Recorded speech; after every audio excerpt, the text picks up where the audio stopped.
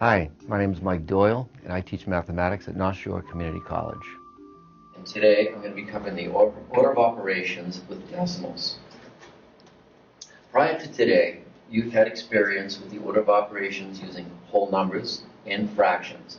The same sequence is going to take place. If you recall, the first step in any type of expression is we evaluate inside parentheses first. Second, of course, the use of the exponent. You evaluate all expressions using exponent second. The third step is performing multiplications and divisions. Important to calculate these from left to right. And our final step is performing additions and subtractions with the same sequence, performing the expressions from left to right. The first example that we're going to take a look at just contains multiplications and a subtraction. So our first concern is to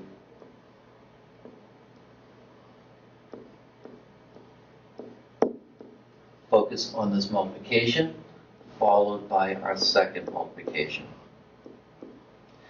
I'm going to take, and it's very important with decimals to use some work over to the side. So if I want to multiply 1 and 8/10 multiplied by 4 and 2/10,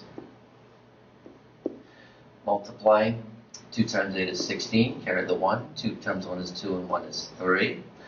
4 times 8 is 32, carry the 3, 4 times 1 is 4 and 3 is 7. We add 6, 5, 7. If you recall the rule for decimals, you count the total places to the right and we count backwards in our product. So our resulting product is 7 and 56/100ths.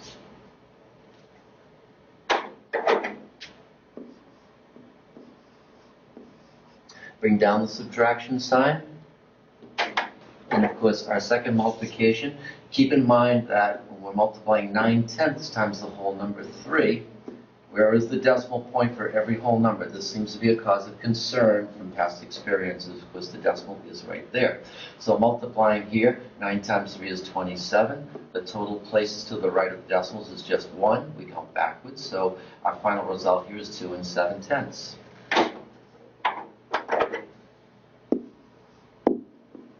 Now finally we can perform this subtraction.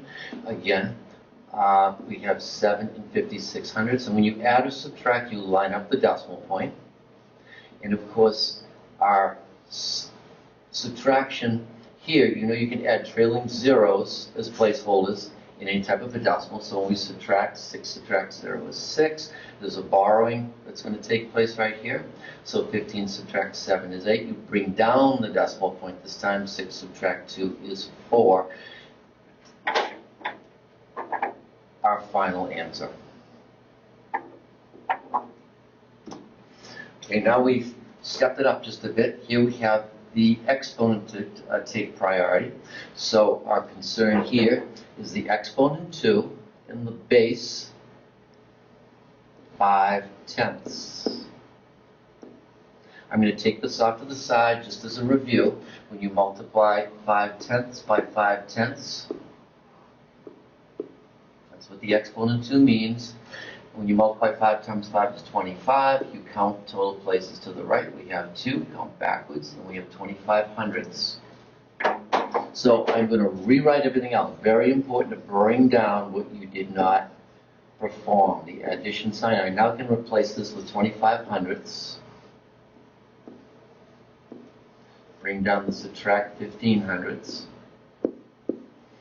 And now I'm just faced with addition and subtraction, so I'm going to be working from left to right. So the 3 and 7/10 plus the 25/100ths, I'm going to take off to the side and get neat.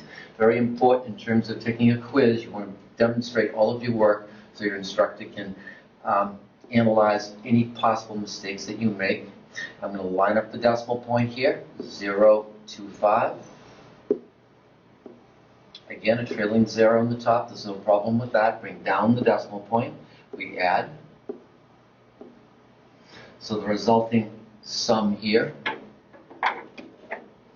is 3 and 95/100ths. Bring down the subtract 15/100ths.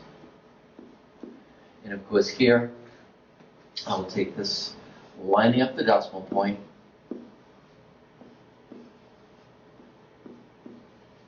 The resulting difference is going to be 0, 8, bring down the decimal point, 3. Our final answer. Okay, now we've stepped it up once again, and we have a very interesting problem where everything seems to be represented. So, parentheses take top priority, focusing on what I'm highlighting right here.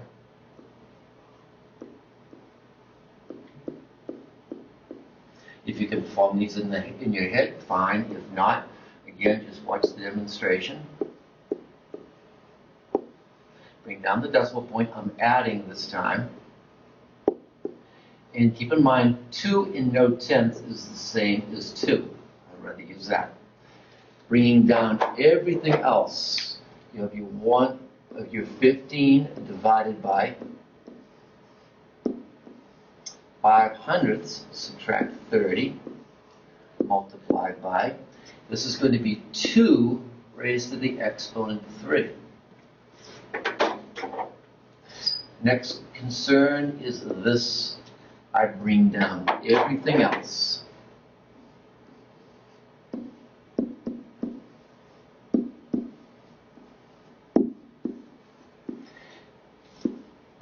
And of course, 2 to the third, 2 cubed is 2 times 2 times 2, or 8. Now I'm in a situation where we have multiplications and divisions, but the division is farthest to the left, so that's the first thing I'm going to do. And then, of course, I'll worry about the 30 multiplied by 8. Second, I bring down the subtraction sign. I don't want to forget that. When you perform this division, the 5/100ths is your divisor.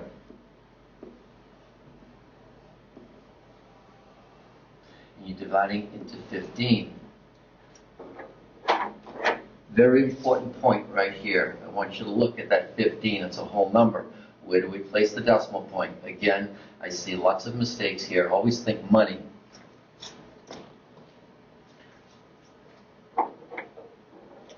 Decimal is at the end. And of course, once you place the decimal point, you can add as many zeros as you feel is necessary.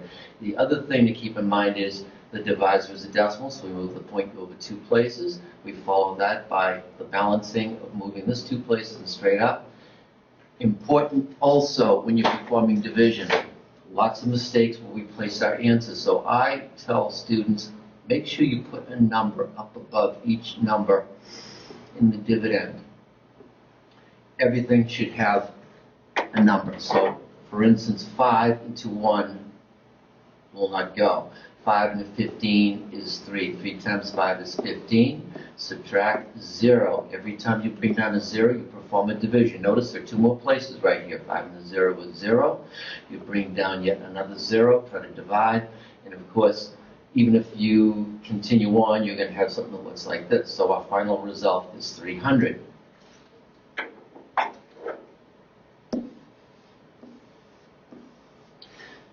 Multiplying 30 times 8, we have 240. Our subtraction here.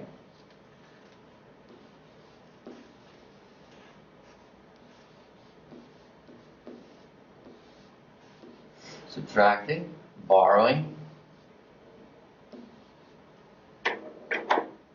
Our final answer is 60.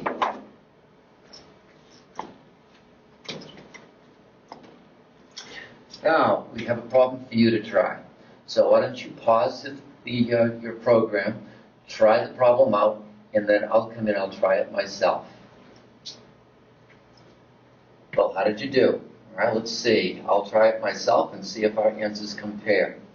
So, I tried to create a problem that contains everything. We have parentheses. That's the first thing you want to focus on.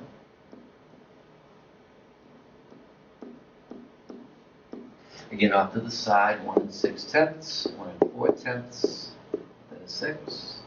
Bring down the decimal point. And again, we have a whole number 3. Next step, bring everything down.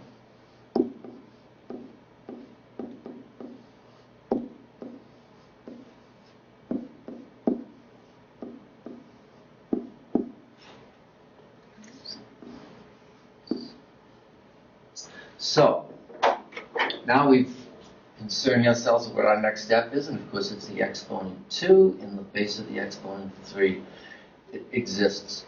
Again, you notice the whole number, 5.0.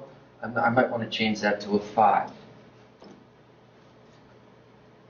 So, for instance, it's going to be 2 4/10 divided by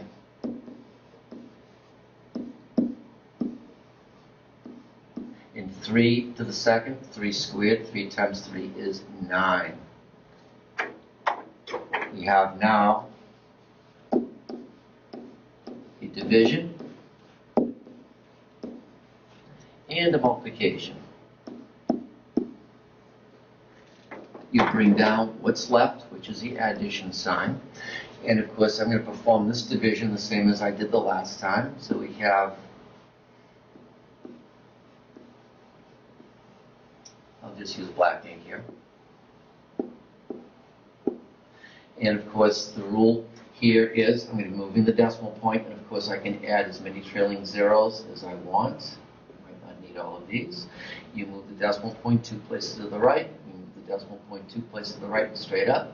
Again, focusing on place value is very important where you place your numbers in the quotient. So 3 into 2 will not go.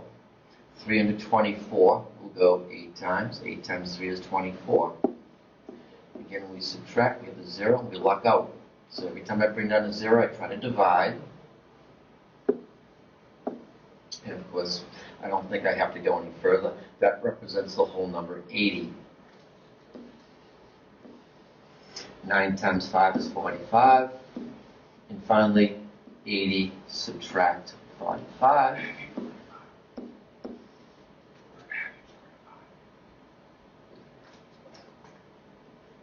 Just want to throw you off a little bit. We're adding 45. Adding, this is a 5. 8 plus 4, of course, is 12. And how did you do? So I hope this helps you out, and good luck with the exercise that you have in this section.